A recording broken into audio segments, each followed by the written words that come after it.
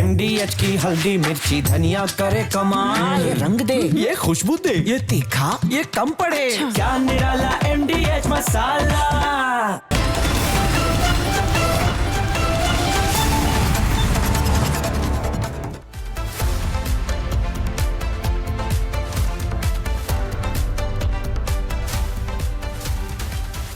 नमस्कार, आप देख रहे हैं पूछता है भारत ग्राउंड जीरो से और मैं हूं आपके साथ पलक सहगल। ममता बनर्जी धर्म संकट में है और कारण बहुत बड़ा है, क्योंकि एक तरफ राजनीतिक कुआं है तो वहीं दूसरी तरफ सियासी खाई। आज विस्तार से ग्राउंड जीरो से इसी बारे में आपको पूरा एनालिसिस, पूरी जानकारी जो है वो देंगे। सबसे पहली खबर जो है वो पश्चिम बंगाल से ही रहेगी। पश्चिम बंगाल में ममता बनर्जी की मुश्किलें बहुत ज्यादा बढ़ गई हैं, क्योंकि एक तरफ विधानसभा चुनाव नजदीक है तो वहीं दूसरी तरफ मुर्शिदाबाद में बाबरी मस्जिद की नींव रख दी गई। एक संकट तो ये, और दूसरा संकट ममता बनर्जी के सामने ये है कि आज 5 लाख से ज्यादा साधु संत ने गीता पाठ किया है। सनातनियों ने आज पश्चिम बंगाल की धरती से एक बहुत बड़ा संदेश जो है वो पूरे देश को दे दिया है ये गीता पाठ करके। विस्तार से इस खबर के बारे में आपको जानकारी देंगे और फिर बात करेंगे दूसरी बड़ी खबर की। प्रशासन गोवा में कर क्या रहा है। अगर आप गोवा जाएंगे, चाहे नॉर्थ गोवा हो या साउथ गोवा हो, आपको हर सड़क पर, हर गली पर कई सारे रेस्टोरेंट्स दिख जाएंगे। लेकिन रेस्टोरेंट्स दिखने के साथ साथ वहां पर क्लब्स दिख जाएंगे, लेकिन उन क्लब में आप चिल करने जा रहे हैं, एंजॉय करने जा रहे हैं, लेकिन कब आपकी जान चली जाएगी कुछ नहीं पता। क्योंकि आज जो अग्निकांड हुआ है उसके बाद तो ऐसा ही प्रतीत हो रहा है कि आपकी जान किसके भरोसे कुछ नहीं पता। अब बात करेंगे, खबरों में आगे बढ़ेंगे तीसरी बड़ी खबर की, क्योंकि कल संसद में खूब हंगामा होने वाला है। कारण आप सुनेंगे तो शॉक्ड हो जाएंगे, क्योंकि बता दें वंदे मातरम को 150 साल हो गए हैं। अब ये तो चर्चा का विषय है, लेकिन चर्चा होगी या हंगामा होगा, कल आखिर संसद में होगा क्या, आपके जहन में भी ये सवाल होगा। क्योंकि वंदे मातरम हमारी आत्मा में है, हमारे दिल में है, हर भारतीय को एक दूसरे से जोड़ती है। लेकिन 150 साल यानी कि 150 साल पूरे होने पर क्यों संसद में इसमें चर्चा के बजाय बहस होगी। विस्तार से पूरा एनालिसिस जो है वो आपके सामने रखेंगे और फिर उसके बाद बात करेंगे चौथी बड़ी खबर की। चौथी बड़ी खबर बेहद ज्यादा महत्वपूर्ण है, क्योंकि जब हम जंग की बात करते हैं, जंग तो होती है, अलग अलग देशों में होती है, लेकिन सूडान से एक ऐसी तस्वीर सामने आती है जहां पर ड्रोन अटैक में कई सारे बच्चे मारे गए। 30 से ज्यादा बच्चों की जान चली गई इस ड्रोन अटैक में। कारण क्या था, क्यों ये ड्रोन अटैक किया गया, विस्तार से इस खबर के बारे में आपको जानकारी देंगे। और सबसे पहले पूछता है भारत ग्राउंड जीरो में शुरुआत करेंगे आज की सबसे बड़ी खबर के साथ, क्योंकि ममता बनर्जी धर्म संकट में है। अब धर्म संकट में क्यों है, एक तरफ मुस्लिम वोट बैंक तो वहीं दूसरी तरफ हिंदू वोट बैंक, 3 फ्रंट में संकट पे है। पहला संकट ये कि बाबरी मस्जिद की नींव जो है वो रख दी गई मुर्शिदाबाद में, तो मुस्लिम वोट बैंक जो है जो वहां से प्रभावित होते हुए नजर आ रहा है। और दूसरा कारण जो है वो भी बेहद ज्यादा महत्वपूर्ण बताया जा रहा है, क्योंकि आज पश्चिम बंगाल के कोलकाता में 25 लाख सनातनी एकजुट होते हैं। पंडित धीरेन्द्र शास्त्री, कई सारे संत समाज के लोग, राज्यपाल वहां पर पहुंचते हैं और एक बड़ा संदेश जो है वो कोलकाता की धरती से पूरे देश को दे दिया गया। अब सवाल ये है कि ममता बनर्जी का टेक क्या होगा। क्या वो अपने मुस्लिम वोट बैंक को चुनेंगी, अपने निष्कासित, अपने सस्पेंडेड हुमायूं कबीर को चुनेंगी, उनके एजेंडे को चुनेंगी, या फिर दूसरी तरफ जो सनातनी एकजुट हुए हैं, आज 5 लाख सनातनियों ने सोचिए कि एक साथ गीता पाठ किया है, हिंदू एकता के लिए एक बहुत बड़ा कदम जो है वो बताया जा रहा है। लेकिन सबसे बड़ा सवाल ये है कि तीसरा फ्रंट क्या है। ये तीसरा फ्रंट जानने के लिए हमारी ग्राउंड जीरो से ये स्पेशल रिपोर्ट देखिए।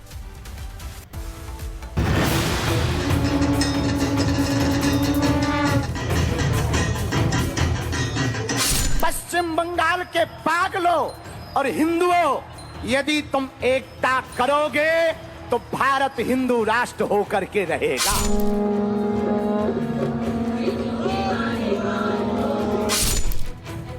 अगले साल पश्चिम बंगाल में विधानसभा चुनाव होने हैं, लेकिन इस चुनाव से पहले शायद पहली बार ममता बनर्जी धर्म संकट में फंस गई हैं। चुनाव से पहले ही ममता बनर्जी के सामने 3 फ्रंट खुल गए हैं और ये तीनों फ्रंट ममता की सियासी तकदीर तय करने जा रहे हैं, क्योंकि बंगाल का प्लेइंग फील्ड अब एकदम से बदल गया है। इन 3 तस्वीरों को जब आप गौर से देखेंगे तो समझ जाएंगे कि ममता बनर्जी के सामने धर्म संकट की बिसात आखिर बिछी कैसे। ममता के खिलाफ पहला फ्रंट उन्हीं की पार्टी के विधायक हुमायूं कबीर ने बाबरी की नींव रखकर खोला है, तो दूसरा फ्रंट बंगाल में हिंदुओं की एकजुटता ने खोल दिया है। ममता के सामने तीसरा फ्रंट SIR यानी मतदाता सूची के विशेष गहन पुनरीक्षण से खुला हुआ है। TMC से सस्पेंड हो चुके विधायक हुमायूं कबीर ने मुर्शिदाबाद के बेलडांगा में बाबरी की नींव रखी, तो हिंदुओं ने ममता के खिलाफ मोर्चा खोल दिया। आज कोलकाता के ब्रिगेड ग्राउंड में लाखों हिंदुओं ने सामूहिक गीता का पाठ किया।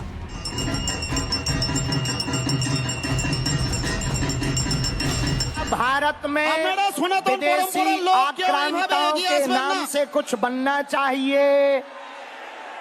क्या ये भारत बाबर का है? बाबर का है कि रघुवर का है? প্রচন্ড বাচ্চাদের কষ্ট হচ্ছে, किसका है? শিশু বাচ্চা अरे जोर से মহিলাদের तो অসুবিধা बोलो। হচ্ছে, আপনারা পিছিয়ে যান, বারবার বলছি। रघुवर का है ना? স্ট্যাম্পেড হয়ে যাবে, तो আপনারা हिंदुओं এগোবেন को না। एक होना पड़ेगा, আপনাদেরকে বারবার भगवान বলছি, পিছিয়ে लहराना যান। पड़ेगा और गांव गांव में जा करके हिंदुओं को পিছিয়ে যান, जगाना মেয়েদের অসুবিধা पड़ेगा। হচ্ছে। कोलकाता में ढोल नगाड़ों के बीच चुनावी शंखनाद हो चुका है।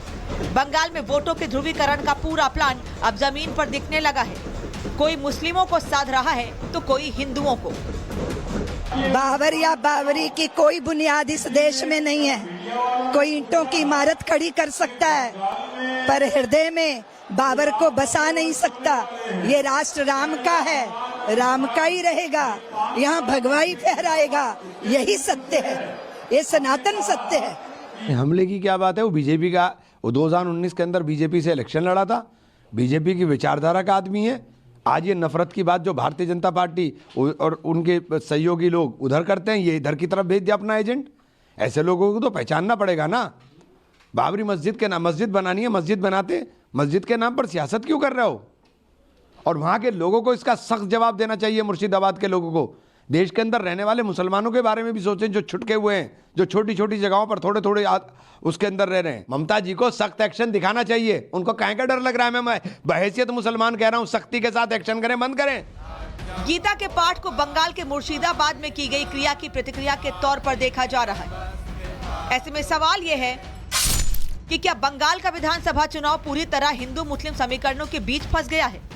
इस चुनाव में ममता बनर्जी और उनकी पार्टी का रुख किधर होगा? ममता बनर्जी हिंदुओं को साधेंगी या मुस्लिमों को, या फिर ममता बनर्जी बीच का कोई रास्ता खोज रही है?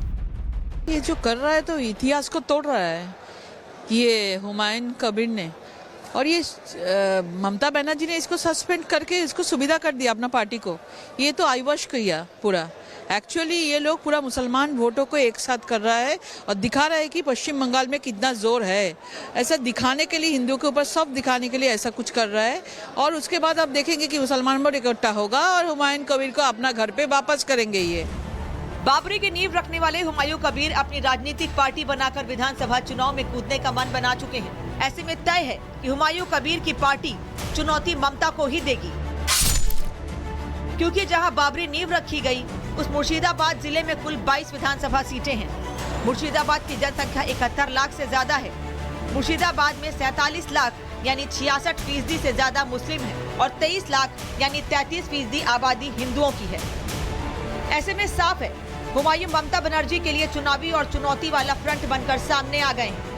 बंगाल को फतेह करने के लिए बीजेपी ने भी कमर कस रखी है। बाबरी की नींव को बीजेपी ने आग से खेलने जैसा तो बताया, लेकिन बंगाल में बाबरी की नींव पड़ने से बीजेपी भी रोक नहीं पाई। ऐसे में सवाल यह है कि हुमायूं कबीर अगर पार्टी बनाकर ममता को चुनौती देते हैं तो इसका फायदा क्या बीजेपी को मिलेगा? क्योंकि अगर बंगाल में मुस्लिम वोट बट जाएंगे, हुमायूं मुस्लिम वोटों में सेंध लगा देंगे, तो क्या बीजेपी बंगाल में हिंदू वोटों के सहारे आसानी से क्लीन स्वीप कर जाएगी? ममता बनर्जी के लिए तीसरा फ्रंट है मतदाता सूची का विशेष गहन पुनरीक्षण। चुनाव सुधार की इस प्रक्रिया से ममता बनर्जी को तगड़ा झटका लग सकता है। 16 दिसंबर को बंगाल में SIR का पहला ड्राफ्ट जारी हो सकता है। अनुमान लगाया जा रहा है कि SIR से बंगाल में 43 लाख से ज्यादा अवैध वोट कट सकते हैं। दावा किया जा रहा है SIR से बड़े पैमाने पर घुसपैठी बंगाल से बाहर हो जाएंगे। अगर बड़े पैमाने पर घुसपैठी बंगाल से बाहर होते हैं तो इसका सीधा असर किसके वोट बैंक पर पड़ेगा? और सबसे बड़ा सवाल यह है कि धर्म संकट में फंसने के बाद ममता बनर्जी की चुनावी नैया कैसे पार लगेगी? Bureau report, Republic Bharat. तो ममता बनर्जी को उनके पूर्व विधायक ने और साथ ही 5 लाख सनातनियों ने संकट में डाल दिया है। लेकिन एक और बड़ी खबर है जो विस्तार से आपके सामने रखेंगे, वो है गोवा से। अगर आप गोवा गए हैं, कभी क्लब गए हैं, कभी रेस्टोरेंट गए हैं, तो आपकी जान की जिम्मेदारी, आपकी सुरक्षा की जिम्मेदारी आपके हाथों में है। क्योंकि जो गोवा में हुआ उसके बाद हर कोई हैरान और परेशान है। वहां पर बॉलीवुड नाइट का लुत्फ उठाने के लिए कई सारे टूरिस्ट गए, वहां पर स्टाफ भी था, लेकिन किसी को क्या पता था कि महज फायर सेफ्टी ना होने की वजह से अवैध एक जो ये पूरा क्लब चल रहा था, उसकी वजह से जान जो है वो लोगों की चली जाएगी। अभी पुष्टि नहीं हुई है प्रशासनिक कि आग किस वजह से हुई है। क्या एक तरफ कहा जा रहा है कि अग्निकरण जो है वो सिलेंडर की वजह से हुआ है, अब इसकी वजह जो है वो कुछ और भी बताया जा रहा है। लेकिन बहुत भारी सवाल जो है वो इस पर जो है उठाए जा रहे हैं। लेकिन इस बीच ग्राफिक्स के माध्यम से आपको जो इस पूरे मुद्दे पर, इस पूरे अग्निकांड पर सवाल खड़े हो रहे हैं, उस पर भी एक बार हम नजर डालते हैं। सबसे पहला सवाल तो यही रहेगा कि 25 लोगों की जान जो गई है उसका जिम्मेदार कौन है? मैं, आप या प्रशासन, या वो लोग जो प्रशासन पर भरोसा करके वहां पर चले गए? दूसरा सवाल यहां पर यह है, पिछले साल आपको बता दें कि ये खुला था, पिछले साल ये खुला था, और आज बता दें कि ये हादसा जब हुआ है उसके बाद एक और बार सवाल खड़ा हो रहा है कि इतनी जल्दी परमिशन जो है वो कैसे मिल जाती है। एक बड़ा सवाल जो है ये भी हो रहा है, आपकी जो सुरक्षा है, जो आग की सुरक्षा है, आपकी सुरक्षा है, उसकी कोई व्यवस्था क्यों नहीं की? वहां पर जो फायर सेफ्टी है वो पूरे इंस्टॉलेशन होते हैं वो इंस्टॉल क्यों नहीं किए गए थे? एनओसी कैसे मिल जाती है? एनओसी मिलने के साथ साथ जो है ये बहुत सारे सवाल जो है वो खड़े हो जाते हैं। क्योंकि देखिए, किसी भी अगर होटल को, रेस्टोरेंट का लगाना है तो सबसे पहले जो है पूरा सेफ्टी ऑडिट होता है, फायर ऑडिट होता है, फिर उसके बाद पूरा नक्शा देखा जाता है। और ये निकलकर भी बात सामने आ रही है कि ग्राउंड फ्लोर पर किचन था, वो किचन कैसे हो जाता है? तो बहुत सारे सवाल जो है वो खड़े हो रहे हैं इस अग्निकांड के बाद कि अगर आप गोवा जाएंगे, हर जगह आपको वहां पर क्लब मिल जाएंगे, रेस्टोरेंट मिल जाएंगे, जिसके लिए एग्जिट और एंट्री गेट जो है वो अलग अलग होते हैं। अब जो एंट्री और एग्जिट गेट है उसकी भी अगर आपको बड़ी जानकारी दे तो सिर्फ एक ही एंट्री थी, एक ही एग्जिट थी, और इसी वजह से 25 लोगों की जान जो है वो चली गई है। लेकिन बड़ा सवाल यही कि आप जवाबदेही जो है वो किसकी है? और इस बीच आपको बता दें कि 23 लोगों की दम घुटने की वजह से जो है वो वहां पर मौत हो गई है। और जो वो बाहर जाने की जगह थी वो भी इतनी पतली सी, संकीर्ण थी कि इस वजह से वो लोग वहां से बाहर नहीं निकल पाए। तो ये कई सारे कारण जो है वो अब तक बताए जा रहे हैं। लेकिन बड़ा सवाल तो ये है, आप क्यों उन्हें मुआवजा तो दे देंगे, लेकिन मुआवजा देने के साथ साथ उन परिवारों का क्या जिनका परिवार वाला चला गया? लेकिन बड़ा सवाल जो है वो अभी भी यही खड़ा हो रहा है कि इतने सारे रेस्टोरेंट्स, इतने सारे क्लब्स, इतने सारे कैफेज गोवा में है, क्या उनके सेफ्टी ऑडिट जो है वो हुए हैं कि नहीं हुए? और सेफ्टी ऑडिट क्या कुछ कहते हैं, फायर सेफ्टी ऑडिट जो है वो क्या कुछ कहते हैं, आप इस रिपोर्ट के माध्यम से समझिए।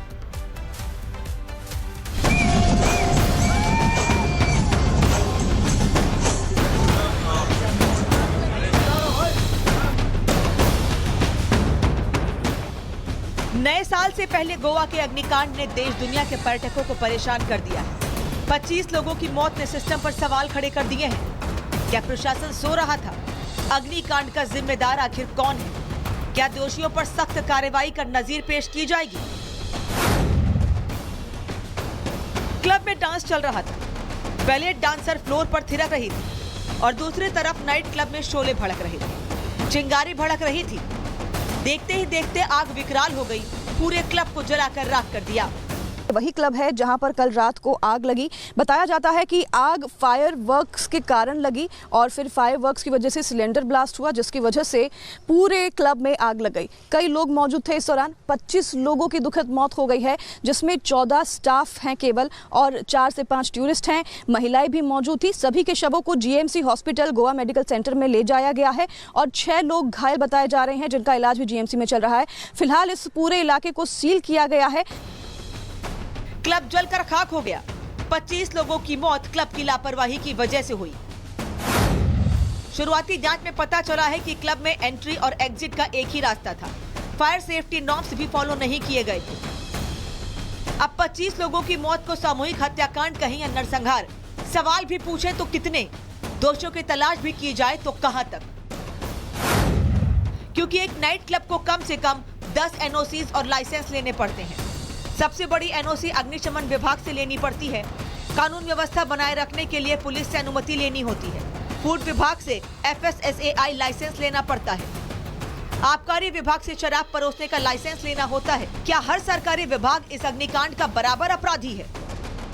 जो भी दिल्ली से यहाँ बिजनेसमैन आता है, इन्वेस्टर आता है, बिजनेसमैन आता है, जो इन्वेस्ट करता है, मेजॉरिटी ऑफ यहाँ पे इलीगल धंधा चलता है, काम चलता है। हमने बहुत सारे दिल्ली के बिल्डर है, उनके ऊपर कंप्लेंट डाला हुआ है। यहाँ पे एक पीछे होटल है, उनका एक बिल्डिंग है, वहाँ पे चल रहा है, नेरुल में चल रहा है, उनका 4 फ्लोरी बिल्डिंग है। टूरिस्ट गोवा में पहले आते थे, जो गोवा की ब्यूटी देखने, हॉस्पिटलिटी लेने आते थे, वो लोग नहीं आ रहे। आज जो टूरिस्ट आ रहे हैं, ऐसे डांस क्लब, ऐसा नंगा नाच देखने आ रहे हैं, ड्रग्स के लिए आ रहे हैं, प्रोस्टिट्यूशन के लिए आ रहे हैं, दारू के लिए आ रहे हैं। गोवा आज गोवा के लोगों के हाथ से निकल रहा है।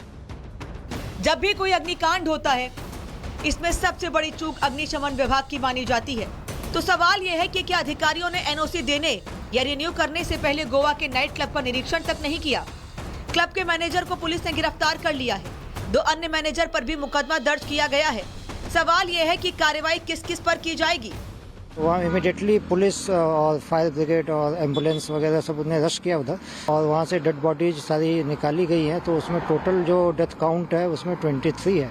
अभी इस घटना के कारणों की जांच पुलिस करेगी, और उसमें जो भी उसके कंक्लूजन निकल के आते हैं जांच के, उसके हिसाब से हम लोग इसमें एक्शन लेंगे। चश्मदीदों के मुताबिक क्लब में आग सिलेंडर फटने की वजह से लगी थी। हादसे के वक्त क्लब में 100 से ज्यादा लोग मौजूद थे। सबने इधर उधर भागकर अपनी जान बचाई। सर जिसे उधर दिखाई दिया ना, वो आग जैसे ऊपर लोग दिखाई दे रहा है, तो ऐसे मालूम पड़ा कि आग लगा। जैसे टायर गाड़ी का बोलता है ना, उससे आवाज आया, जैसे सिलेंडर ब्लास्ट हुआ है, मालूम पड़ा वो। अस्पताल में घायलों का इलाज चल रहा है। जिन्होंने इस भीषण अग्निकांड में अपनों को खो दिया, उनकी आंखों में सिर्फ और सिर्फ आंसू हैं और लड़खड़ाती ज़बां पर मर चुके सिस्टम से सवाल। जलने का कोई भी नुकसान वो नहीं है। वो किसी के कान से खून है, किसी के मुंह से खून है, आँख से ऐसे हो गए वो लोग, मतलब उनको घुटन हुई है, नसें फट गए उनके, ऐसा हो रखा है। तो इसमें क्या है, जो बोल रहे गैस ब्लास्ट है, नहीं है। ये तो गैस ब्लास्ट होता किचन में स्टाफ बचता ही नहीं। अभी हमें यही जानना है कि अभी हेल्प करने कौन आएगा? हमारे ओनर आएंगे या हमारे सीनियर्स आएंगे या गोवा गवर्नमेंट हमारी हेल्प करेगी? फैमिली को इन्फॉर्म हम लोग कर रहे हैं, बॉस लोग ने कुछ किया ही नहीं, वो तो भाग रहे हैं, फोन ही नहीं उठा रहे हैं। फैमिली को आप लोग, जब आपने पुलिस फॉर्म लिया है, उनसे आइडेंटिटी ली है, आधार कार्ड, पैन कार्ड, नागरिकता जो भी है उनसे लिया है, तो उनके घर पे बोलो ना, ऐसा ऐसा हो गया, क्यों भाग रहे हो? नाइट क्लब सुलग गया और अपने पीछे सुलगते सवाल छोड़ गया। 25 मौतों का जिम्मेदार कौन, दोषी कौन? इन सवालों का जवाब कौन देगा, या फिर इन सवालों के जवाब क्लब की आग के साथ ही जल गए हैं? Bureau report, Republic Bharat.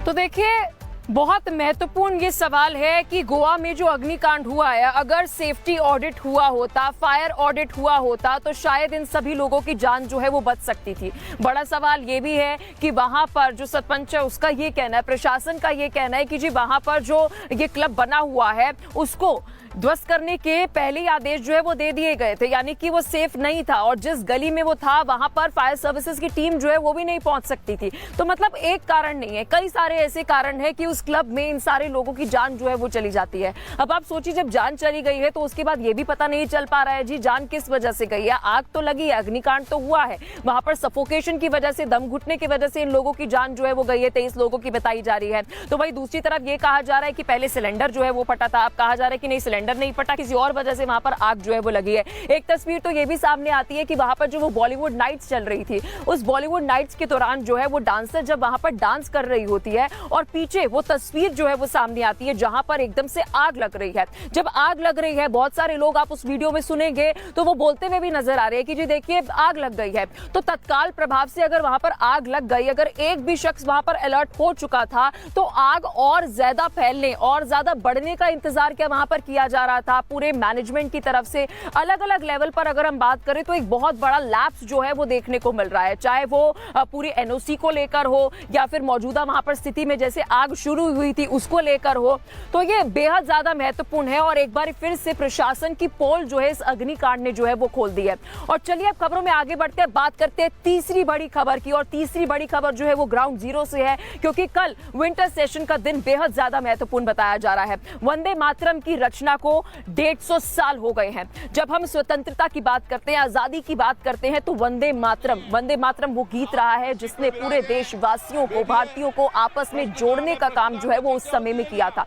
वैसे अगर वंदे मातरम की बात करें तो अलग अलग यहाँ पर हम कह सकते हैं कि इसे कंपोज किया गया है उस समय से लेकर अगर अब तक हम बात करें, लेकिन बड़ा सवाल ये है कि 150 साल वंदे मातरम के पूरे होने पर संसद में चर्चा होनी चाहिए, लेकिन क्या वैसा होते हुए नजर आएगा? क्योंकि विपक्ष जो है वो जब भी देखते हैं कि जब पार्लियामेंट सेशन होता है तो आपस में झगड़ते हुए नजर आते हैं, नारेबाजी करते हुए नजर आते हैं, तो इस पर बहस क्यों होनी है? बहस होने का तो कोई विषय ही नहीं बनता है, चाहे वो सत्ता पार्टी हो या फिर विपक्ष में बैठी पार्टियां हो। वंदे मातरम जो हमारी आत्मा से, हमारे दिलों से, हमारे रगों में है, उस पर तो चर्चा होनी चाहिए, क्योंकि ये वो समय है जहां पर देश में सत्ता में बैठी पार्टी और पक्ष में बैठी पार्टी जो है, विपक्ष में बैठी जो पार्टी है, उन्हें एकजुट होना चाहिए। लेकिन बड़ा सवाल यह है कि क्या विंटर सेशन की जब हम बात करते हैं तो विंटर सेशन के दौरान जो है वो क्या इस पर चर्चा होगी या एक बार फिर से शीतकालीन सत्र में हंगामा होते हुए नजर आएगा? पूरा एनालिसिस आप इस स्पेशल रिपोर्ट में देखिए।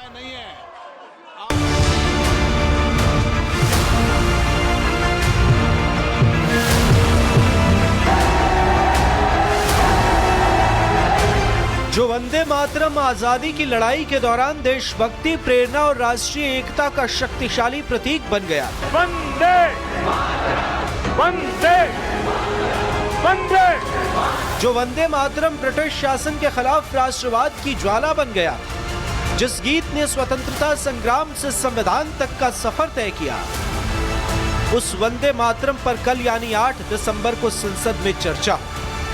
लेकिन सवाल ये कि ये चर्चा कितनी सार्थक होगी या फिर पार्लियामेंट में बाकी मुद्दों की तरह वंदे मातरम पर भी सिर्फ और सिर्फ हंगामा ही होगा।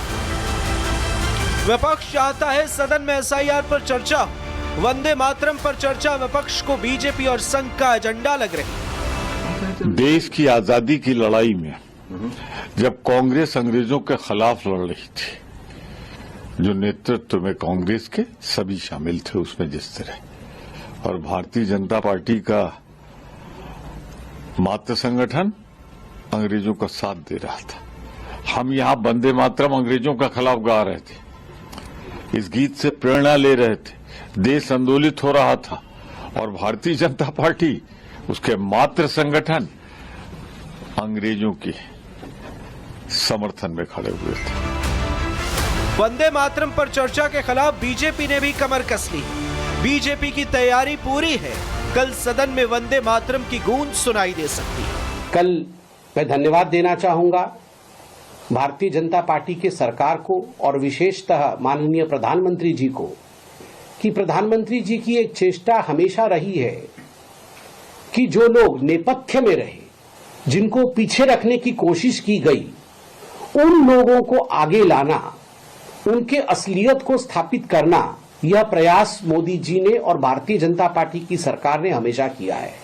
1 वर्ष का जो सेलिब्रेशन हो रहा है, घर घर तक वंदे मातरम को पहुंचाना, वंदे मातरम के महत्व को जानना, वंदे मातरम के इतिहास को जानना और वंदे मातरम के माध्यम से देश के नींव के साथ जुड़ने का, पुनः to relive the time in history, जिस समय हमारे पूर्वजों ने इस देश के लिए वंदे मातरम कहते हुए अपने खून को बहाया था।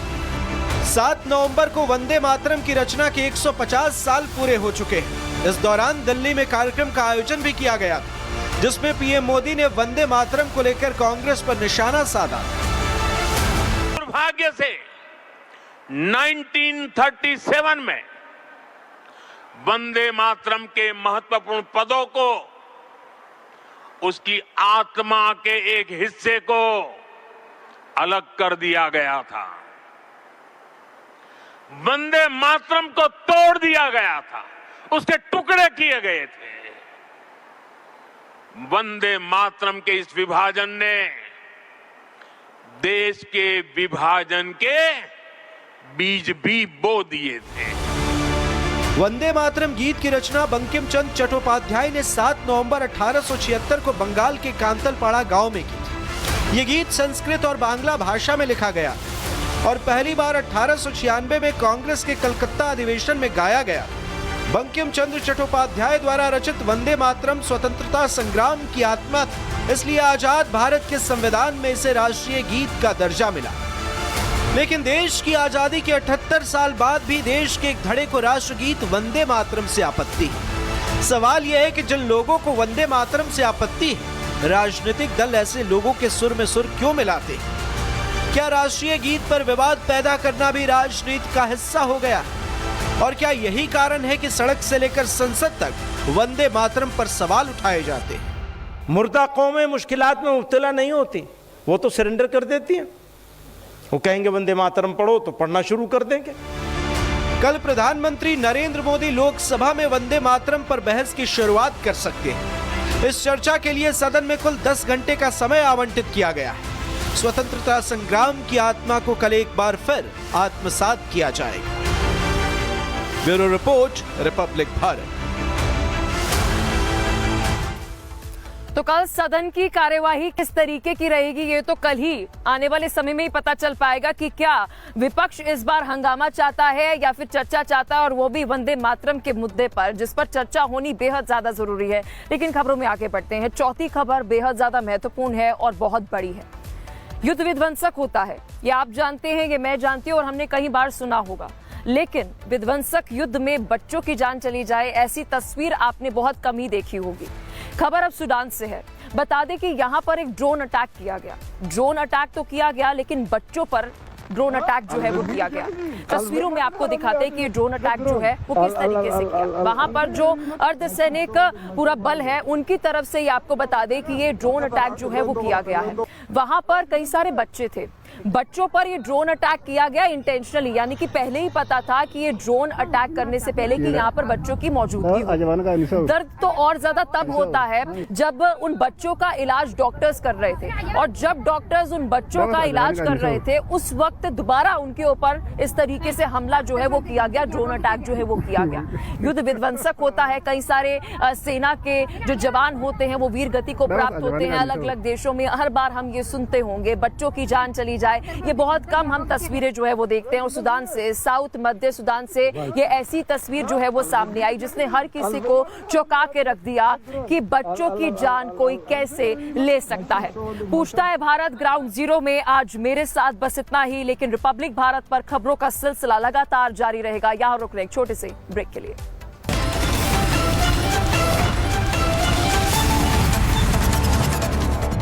अब आया असली स्वाद। अब आया स्वाद। जब स्वाद के पड़े हो लाले तो MDH का चंकी चाट मसाला डालें। MDH का चंकी चाट मसाला। MDH